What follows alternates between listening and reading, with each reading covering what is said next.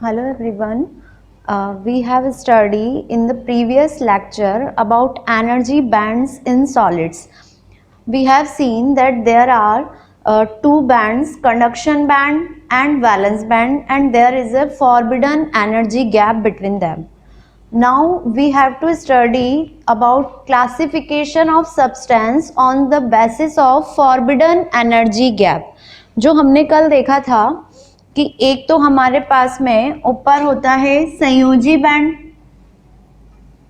और नीचे ऊपर होता है कंडक्शन बैंड और नीचे होता है संयोजी बैंड, जिसे हम वैलेंस बैंड बोलते हैं, और ऊपर होता है कंडक्शन बैंड और बीच में आपका फॉरबिडन एनर्जी गैप।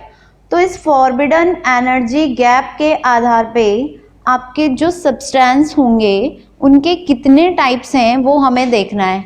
अब इसमें हम एक कॉफिशिएंट को रिप्रेजेंट करने वाले हैं प्रतिरोध ताप गुणांक।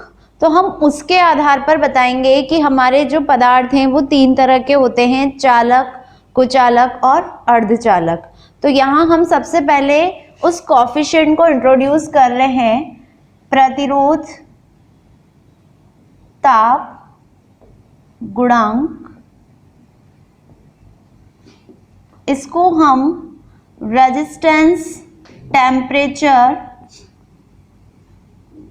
कॉफिशिएंट भी बोलते हैं और इसे हम रिप्रेजेंट करते हैं अल्फा से। ठीक है, अब ये होता क्या है देखिए। सबसे पहले हम रेजिस्टेंस की बात करते हैं। तो अगर दोनों बैंड के बीच में गैप ज़्यादा है, दैट इज यहाँ के जो भी फ्री इलेक्ट्रॉन्स हैं वो कंडक्शन बैंड में नहीं जा सकते, इजीली नहीं जा सकते, यानी कि यहाँ पे गैप ज़्यादा है, दैट इज क्या है, रेजिस्टेंस ज़्यादा है। तो एक तो हम ले रहे हैं इसका प्रारंभिक प्रतिरोध, इनिशियल रेजिस्टेंस आर नोट। एक हम ले रहे हैं जब हम इसमें टेम्परेचर बढ़ा देंगे, तो टेम्परेचर बढ़ाने पर क्या होगा, वैलेंस बैंड के जो भी फ्री इलेक्ट्रॉन्स हैं वो कहाँ चले जाएंगे, इस गैप को पार करने की कोशिश करेंगे तो वो ऊपर जाएंगे। तो टेम्परेचर बढ़ाने पर रेजिस्टेंस या तो कम होगा या ज्यादा होगा, वो देखेंगे हम, मटेरियल टू मटेरियल वेरी होगा। तो टेम्परेचर, किसी टेम्परेचर T पर जो रेजिस्टेंस होगा उसे हम क्या रिप्रेजेंट कर रहे हैं, R। अब हम डिफरेंस की बात करते हैं। तो टेम्परेचर का जो डिफरेंस है RT माइनस R नोट, वो हम देख सकते हैं कि किन बातों पर डिपेंड करेगा। R नोट तो क्या है आपका इनिशियल रेजिस्टेंस और ये किसी टेम्परेचर T पर रेजिस्टेंस। तो आप देख सकते हो कि RT माइनस R नोट जो रेजिस्टेंस का डिफरेंस है वो डायरेक्टली प्रोपोर्शनल होगा एक तो आपके इनिशियल रेजिस्टेंस के, क्योंकि इनिशियली आपका जो भी रेजिस्टेंस था उसके अकॉर्डिंग ही तो डिफरेंस वेरी होगा। अगर इनिशियली आपके पास 1 ओम का रेजिस्टेंस है तो जो डिफरेंस आएगा वो 1 से मान लीजिए थोड़ा सा बढ़ गया या थोड़ा सा कम हो गया तो 5 ओम हो गया, तो 4 ओम का डिफरेंस। तो जो भी आपका डिफरेंस हम कभी भी निकालते हैं मैथमेटिक्स के अकॉर्डिंग, तो वो डिफरेंस हमेशा किस बात पर डिपेंड करता है, एक तो आपका इनिशियल वैल्यू क्या थी, जो भी अंतर होता है वो हम किससे देखते हैं, प्रारंभिक मान से। तो इनिशियल वैल्यू कितनी मानी है हमने रेजिस्टेंस की, R नोट। एक हमें देखना है कि RT माइनस R नोट और किस बात पर डिपेंड करना चाहिए, हम कर क्या रहे हैं, हम टेम्परेचर को इंक्रीज कर रहे हैं। ये 0 केल्विन पर है, ये किसी T केल्विन ताप पर है। तो 0 से हम T केल्विन पर आए, दैट इज हमने क्या किया है, टेम्परेचर को इंक्रीज किया है। तो माना कि हमने डेल्टा T टेम्परेचर इंक्रीज किया है, तो RT माइनस R नोट किसके प्रोपोर्शनल हो जाएगा, डेल्टा T के। यहां से हम देख सकते हैं RT minus R naught is directly proportional to है किसके, R नोट डेल्टा T के। RT minus R naught is equal to, जब आप ये प्रोपोर्शनलिटी का साइन हटाओगे तो एक कांस्टेंट लगाओगे alpha, R naught delta T। तो RT इज इक्वल टू किसके हो जाएगा, R note plus alpha R naught delta T। यहां से हम R नोट को कॉमन ले लेते हैं तो अंदर क्या बचेगा 1 प्लस अल्फा डेल्टा टी, ये आपका आर टी। अब इस इक्वेशन से हम देख सकते हैं कि रेजिस्टेंस किसी टी टेम्परेचर पर किस पर डिपेंड कर रहा है, एक तो आर नोट पर, एक अल्फा पर और एक डेल्टा टी पर। यहाँ पर हम रेजिस्टेंस आर की जगह पर रेजिस्टिविटी रो को इंट्रोड्यूस कर रहे हैं। आपको पता है कि रेजिस्टेंस और रेजिस्टिविटी रो में क्या डिफरेंस होता है, rho is equal to R L upon A, फॉर्मूले के अकॉर्डिंग। किसी 1 यूनिट लेंथ और 1 यूनिट स्क्वायर एरिया वाले वायर का जो रेजिस्टेंस है वही उसका क्या कहलाता है, रेजिस्टिविटी। तो यहाँ अगर हम बात करें रेजिस्टिविटी की तो वो भी किसके प्रोपोर्शनल है, आर के। तो R T is equal to क्या हो जाएगा, rho T is equal to rho of naught 1 plus alpha delta T. यहां से हमें निकालना अल्फा है, तो rho of T rho naught plus rho naught alpha delta T. तो क्या होगा, rho of T minus rho of naught, इधर से rho naught alpha delta T को एक साथ ले लेते हैं और यहाँ क्या रहेगा, rho of T minus rho of naught. Alpha is equal to rho of T minus rho of naught upon rho naught delta T. इस अल्फा को क्या कहते हैं हम, रेजिस्टेंस टेम्परेचर कॉफिशिएंट, प्रतिरोध ताप गुणांक। अब इसके आधार पर हम हमारे मटेरियल्स को क्लासिफाई करेंगे। कैसे, हम जानते हैं कि जो भी हमारे सब्सटेंस होते हैं एनर्जी गैप के आधार पर 3 टाइप के होते हैं, चालक, कुचालक और अर्धचालक। तो सबसे पहले हम बात करते हैं चालक, दैट इज कंडक्टर्स की। तो हमने कंडक्टर लिया। अब कंडक्टर क्या होते हैं, ऐसे सब्सटेंस जिनमें ये हमारा कंडक्शन बैंड और वैलेंस बैंड दोनों के बीच का जो फॉरबिडन एनर्जी गैप है वो ऑलमोस्ट कितना होता है, 0। तो ये कंडक्शन बैंड, चालन बैंड और ये आपका संयोजी band that is valence band. दोनों के बीच का डेल्टा एजी बैंड गैप कितना है, 0। तो इसमें दोनों जगह फ्री इलेक्ट्रॉन्स होते हैं। अब हम इसको इसके आधार पर डिफाइन करेंगे कि इसके लिए जो अल्फा है रेजिस्टेंस टेम्परेचर कॉफिशिएंट वो क्या होगी।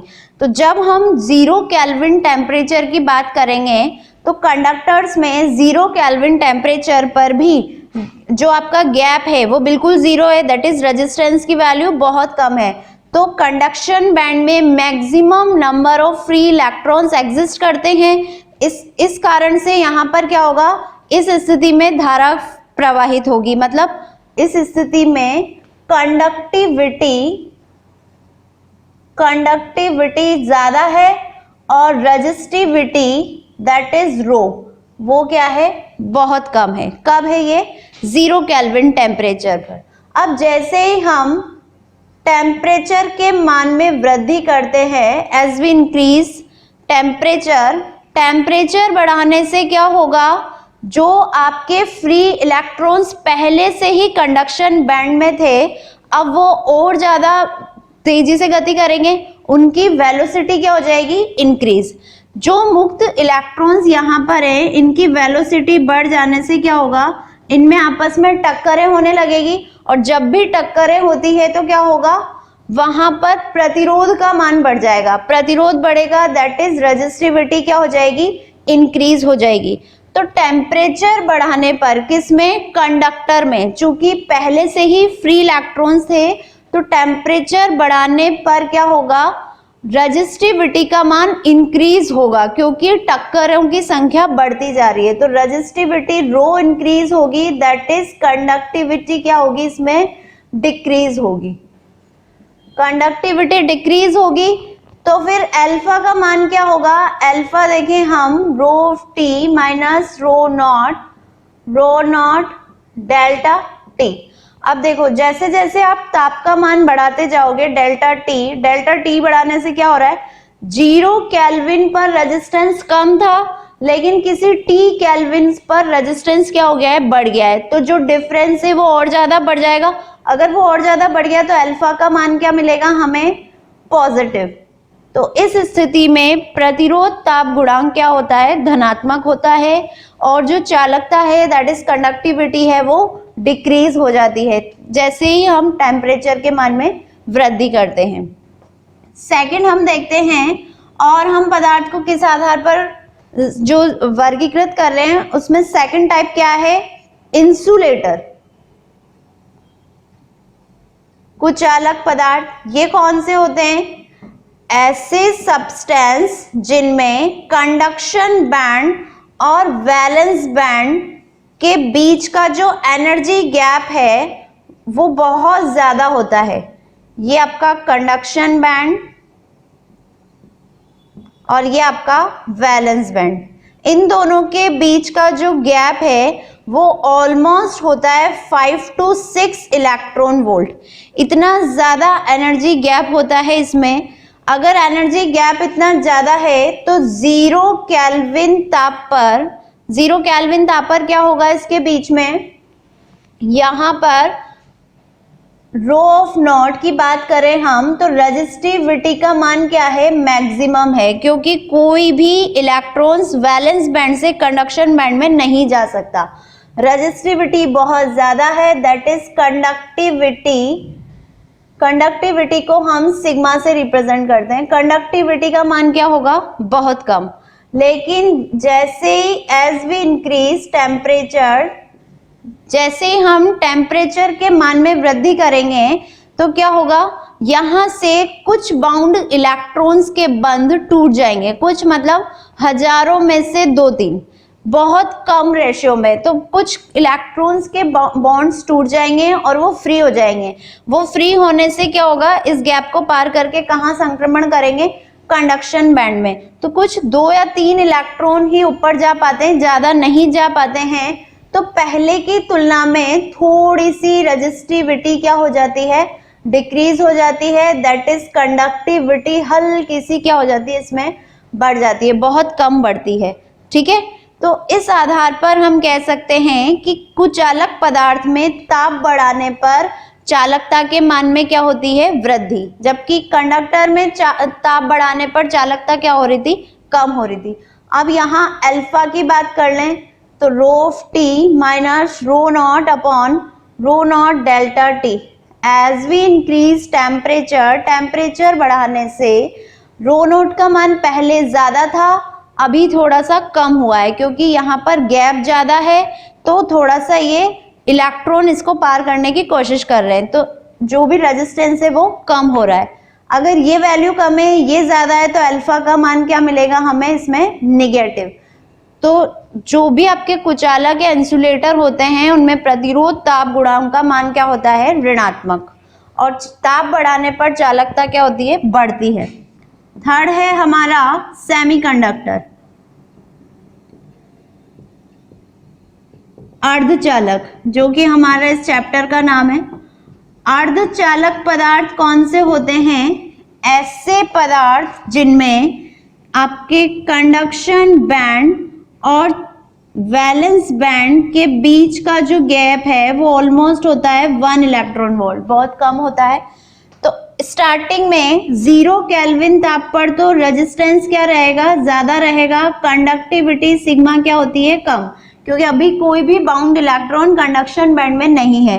पर जैसे ही हम टेम्परेचर के मान को बढ़ाएंगे, टी टेम्परेचर पर रेजिस्टिविटी क्या हो जाएगी, डिक्रीज, क्योंकि यहाँ के कुछ इलेक्ट्रॉन कहाँ संक्रमण कर जाएंगे, कंडक्शन बैंड में, तो गैप कम हो जाएगा, रेजिस्टिविटी डिक्रीज होगी और कंडक्टिविटी क्या होगी, बढ़ेगी।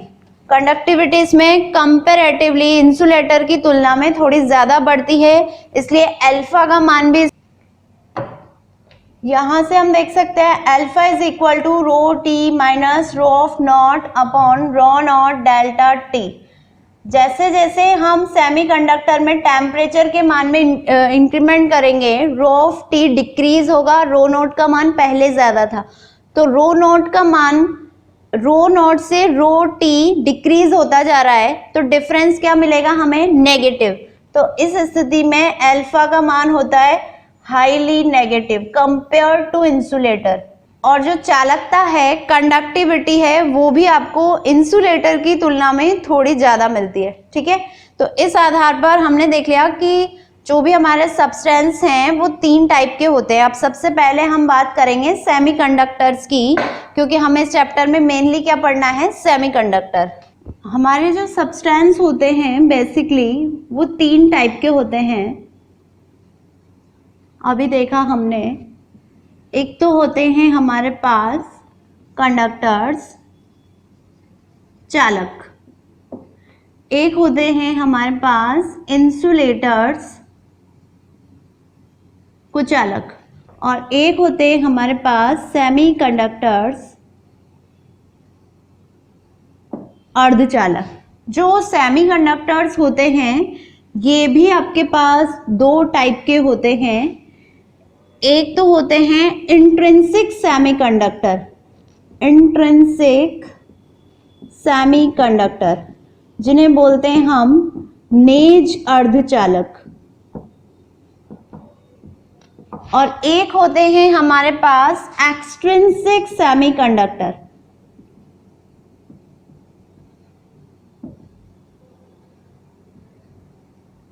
इनको बोलते हैं हम अशुद्धि अर्धचालक। अब ये जो एक्सट्रिंसिक सेमीकंडक्टर्स हैं ये भी हमारे पास 2 टाइप के होते हैं। एक तो एन टाइप सेमीकंडक्टर्स और एक होते हैं पी टाइप सेमीकंडक्टर्स। ठीक है, कंडक्टर्स जिनमें कंडक्शन बैंड और वैलेंस बैंड के बीच का एनर्जी गैप 0 होगा। इंसुलेटर्स जिनमें कंडक्शन बैंड और वैलेंस बैंड के बीच का energy gap almost 5 to 6 electron volt होगा। सेमीकंडक्टर्स जिनमें कंडक्शन बैंड और वैलेंस बैंड के बीच का energy gap almost 1 electron volt होगा। सेमीकंडक्टर्स हमारे 2 टाइप के होते हैं, इंट्रिंसिक और एक्सट्रिंसिक। एक्चुअली इनमें होता क्या है? सेमीकंडक्टर का मतलब होता है जिन पदार्थों के या जिन परमाणुओं के बाह्यतम कोश में 4 इलेक्ट्रॉन होते हैं। हमें पता है हर एक परमाणु को अपना अष्टक पूर्ण करने के लिए 8 इलेक्ट्रॉन्स की जरूरत है। तो ये आउटर मोस्ट ऑर्बिट में 8 की जगह कितने इलेक्ट्रॉन्स रखते हैं? 4 सेमीकंडक्टर्स। तो 4 इलेक्ट्रॉन्स अपने जो भी पड़ोसी परमाणु हैं उनके इलेक्ट्रॉन से साझेदारी करके बॉन्ड्स बना लेते हैं। तो इस तरह से इसमें कौन से बॉन्ड्स पाए जाते हैं? पार्टनरशिप वाले, दैट इज साझेदारी वाले। अब इस आधार पर यहाँ पर 2 टाइप हैं, एक तो इंट्रिंसिक और एक एक्सट्रिंसिक। इंट्रिंसिक सेमीकंडक्टर में क्या होगा? हम अगर बाहर से टेम्परेचर बढ़ाते हैं तो टेम्परेचर बढ़ाने पर, अभी आपने देखा था टेम्परेचर जैसे इंक्रीज करते हैं तो क्या होता है? रेजिस्टिविटी डिक्रीज हो जाती है और कंडक्टिविटी बढ़ती है, क्योंकि अब टेम्परेचर बढ़ाने से क्या होगा? इनके जो बाउंड इलेक्ट्रॉन्स हैं वो अपनी पार्टनरशिप को तोड़ देंगे, मतलब फ्री हो जाएंगे। फ्री होने से क्या होगा? कंडक्टिविटी सिग्मा का मान इंक्रीज होगा। एक्सट्रिंसिक सेमीकंडक्टर भी 2 टाइप के होते हैं, एक एन टाइप और एक पी टाइप। अगर हम पदार्थ में पेंटावैलेंट पंच संयोजी अशुद्धि मिलाते हैं, जैसे फॉस्फोरस, एग्जाम्पल फॉस्फोरस, तो इसके बाह्यतम कोश में कितने इलेक्ट्रॉन होते हैं? 5। तो 4 तो अपने पड़ोसी परमाणुओं से बंध बना लेंगे और एक हमेशा फ्री रहेगी। ये एक इलेक्ट्रॉन ही क्या करता है? यहाँ पर अशुद्धि का काम करता है। सिमिलरली पी टाइप में हम जो अशुद्धि मिलाते हैं वो मिलाते हैं ट्राइवेलेंट, एग्जाम्पल बोरोन। इसके पास बाह्यतम कोश में आउटर मोस्ट ऑर्बिट में 3 इलेक्ट्रॉन्स होते हैं, तो 3 ही वर्क करेंगे, बाकी एक वैलेंसी हमेशा फ्री रहेगी, तो वो यहाँ पर अशुद्धि का काम करेगी। ठीक है, तो इस तरह से यहाँ पर पेंटावैलेंट अशुद्धि है, इम्प्योरिटी है, और यहाँ पर ट्राइवेलेंट इम्प्योरिटी है। अब हम इस सेमीकंडक्टर को डिटेल में लेते हैं। तो नेक्स्ट,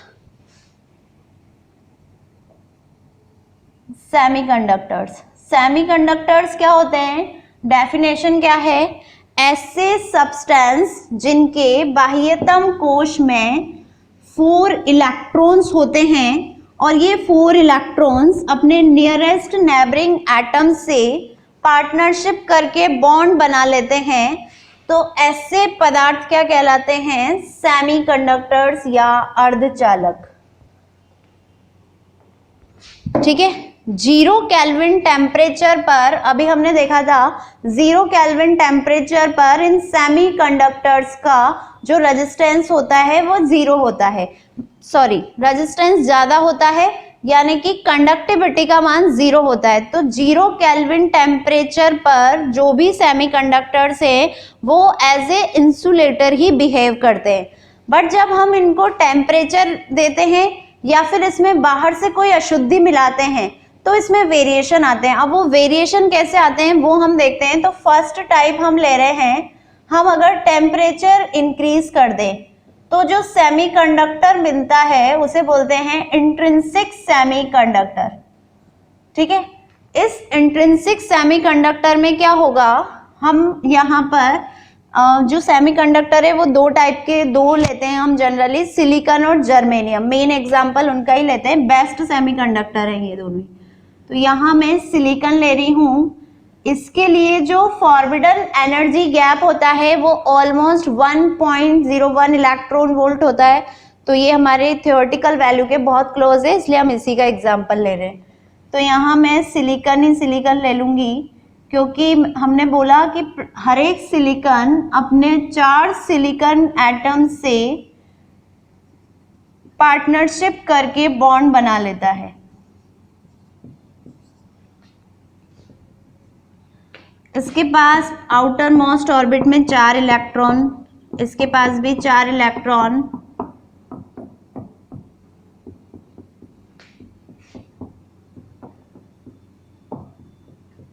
अब ये इससे बॉन्डिंग बना लेगा, इनकी पार्टनरशिप ये हो गई, ये सबकी आपस में क्या हो जाती है? पार्टनरशिप। और इस तरह से ये हमारा एक सेमीकंडक्टर कंप्लीट हो जाता है। अब जो ये वाले सिलिकॉन हैं ये अपने 4 पड़ोसी परमाणुओं से जुड़े होंगे, तो 2 तो दिखा दिए हमने, 2 इधर होंगे, तो उनको हम इस तरह से शो कर देते हैं, क्योंकि ये तो बढ़ता ही जाएगा पूरा सॉलिड।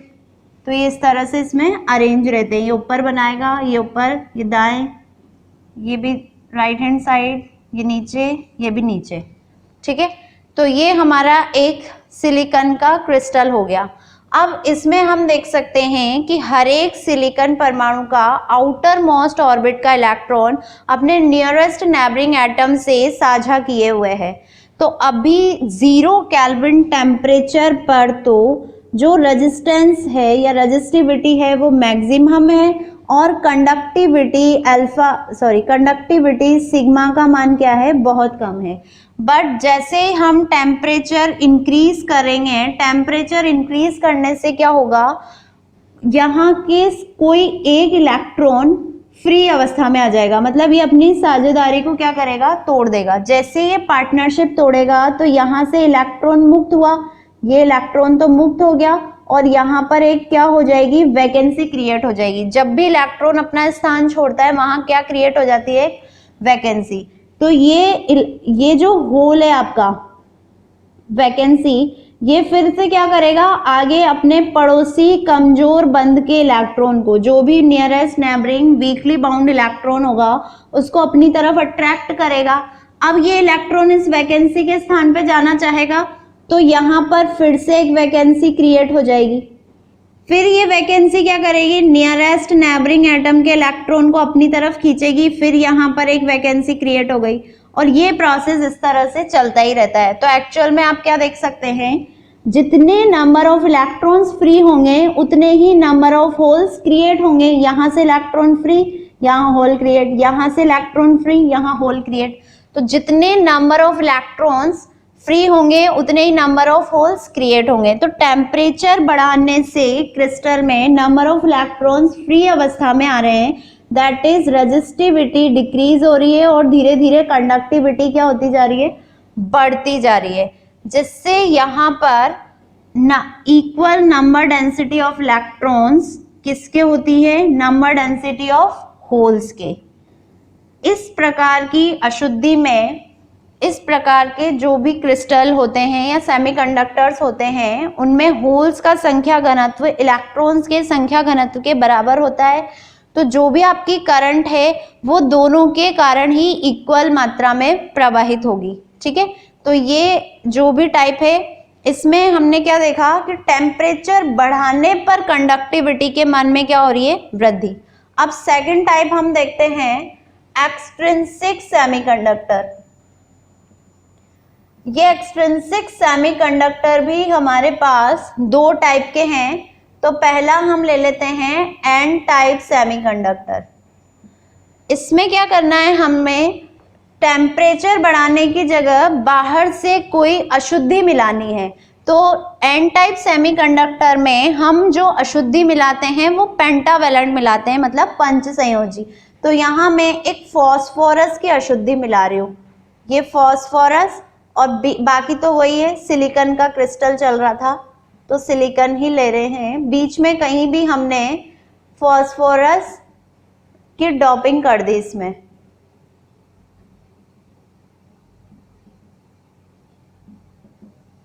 अब आप देख सकते हैं हर एक सिलिकॉन के पास वापस 4 इलेक्ट्रॉन्स हैं, 4 इलेक्ट्रॉन्स।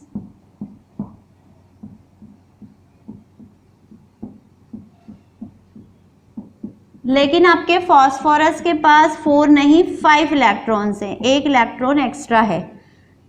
तो 4 इलेक्ट्रॉन तो अपने 4 पड़ोसी परमाणुओं के साथ बॉन्डिंग बना ही लेंगे।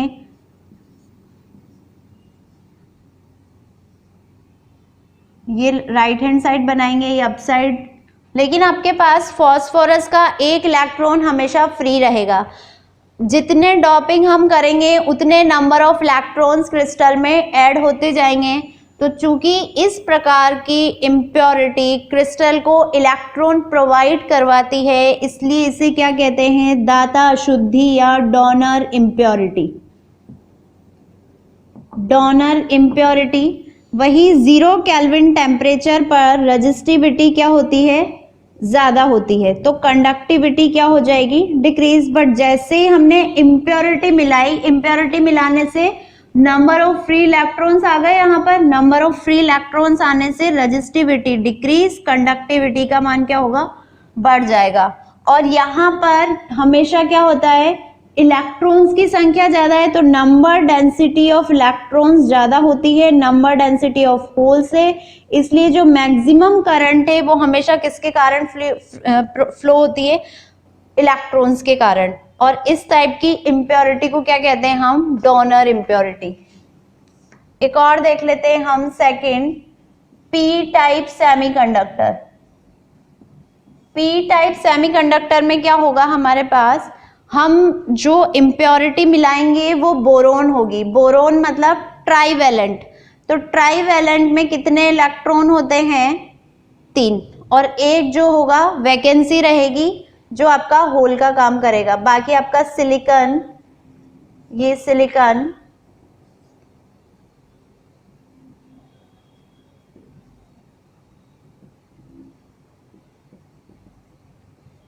हर एक सिलिकॉन के आउटर मोस्ट ऑर्बिट में 4 इलेक्ट्रॉन्स हैं पहले की तरह।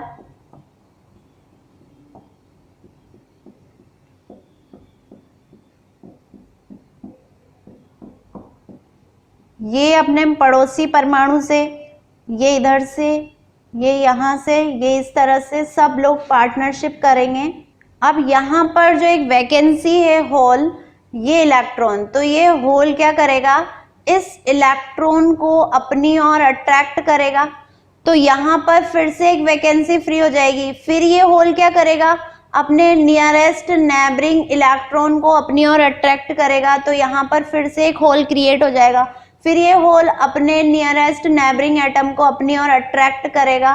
तो यहाँ पर फिर से एक होल क्रिएट हो जाएगा और ये प्रोसेस इस तरह से चलता ही रहता है। तो वापस हम देख सकते हैं कि जितने हम बोरोन इसमें ऐड करेंगे उतनी यहाँ पर वैकेंसी हमेशा एक्स्ट्रा में चलेंगी। तो यहाँ पर नंबर डेंसिटी ऑफ होल्स ज्यादा होता है किससे? नंबर डेंसिटी ऑफ इलेक्ट्रॉन से। और इस तरह की जो इम्प्योरिटी है वो क्रिस्टल से ले रही है इलेक्ट्रॉन, खुद के पास तो क्या है? होल है, पर इलेक्ट्रॉन किससे खींच रही है? क्रिस्टल से। तो ये हमेशा ग्रहण करती है, इसलिए इसे हम क्या कहते हैं? एक्सेप्टर इम्प्योरिटी या ग्राही अशुद्धि। ग्राही अशुद्धि। और इसमें भी 0 केल्विन टेम्परेचर पर जो रजिस्टिविटी है वो ज्यादा है, कंडक्टिविटी कम। जैसे ही हमने यहाँ पर रजिस्टिविटी, जब हम इम्प्योरिटी मिला रहे हैं तो इम्प्योरिटी मिलाने से क्या होगा? रजिस्टिविटी का मान, इम्प्योरिटी ऐड करने से रजिस्टिविटी का मान डिक्रीज हो रहा है और कंडक्टिविटी बढ़ रही है। और maximum number of charge carriers holes वाले हैं, इसलिए जो करंट है वो भी होल्स के कारण ज्यादा फ्लो होती है। इसमें maximum number of charge carriers electrons वाले हैं, इसलिए जो आपके पास करंट आएगी वो किसके कारण आएगी? इलेक्ट्रॉन्स के कारण। ठीक है, तो ये 3 टाइप आपके हो गए मटेरियल्स के। Okay, thank you.